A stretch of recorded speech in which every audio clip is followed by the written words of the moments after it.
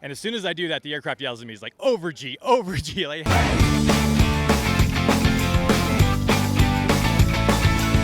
So there I was a brand new wingman in my first fighter squadron.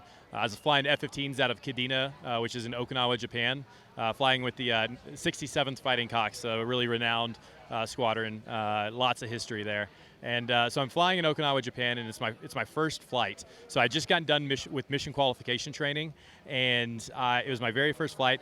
The radio controllers are speaking English with a very heavy accent, very hard to understand.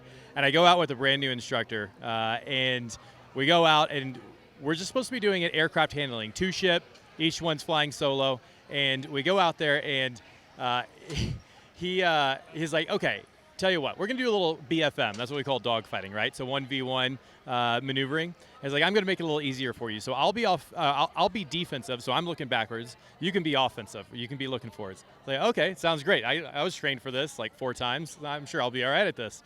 So so we're out there in the Pacific, over the middle of the ocean, and there's a couple of buildup clouds that were happening that day. And so he's a brand new instructor. And he's looking back, trying to, as I'm counting down the ranges, he's setting the correct aspect, so setting about 30 to 40 degrees angle off tail. And in this fight, we're fighting a 6K offensive BFM. So what that means is the fight starts at 6,000 feet away, which is about 1 mile. And so I'm counting down the ranges, 9,000, 8,000, 7,000. Right before I get to 6,000, where I'm about to call the fights on, he's looking backwards, he pops into a cloud, which is very against the training rule violations, right? But he's young, and so I'm just like, I don't know what to do. So I hit 6,000, I call 6,000, fights on, boom, he pops in the cloud. So I roll out, because what you're supposed to do is roll out and you get to his turn circle. And once you get to his turn circle, then you crack your wings back up and you apply as many G's as you can to try to get onto his turn circle.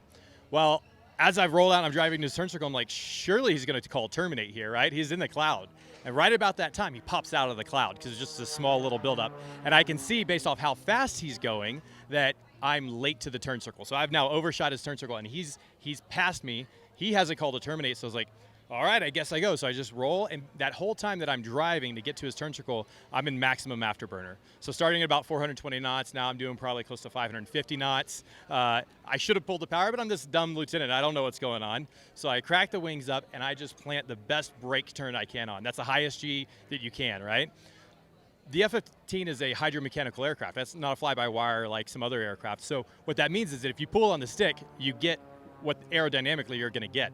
So I pull back and spike the G's all the way up to 12 G's. 12 G's, it hurt.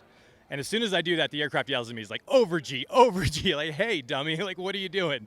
And so so I call for the knock it off. We end up coming back home. He gives me a battle damage check to make sure that none of the pieces or parts of the aircraft have fallen off. We come back and land, and man, I am so embarrassed. This brand new lieutenant breaking an aircraft, because the limitation of the F-15 is 9 Gs. And so I pulled 3 Gs over that. And so it was incredibly embarrassing. And so to make sure that I never forget that lesson, they gave me the CallSign dozen.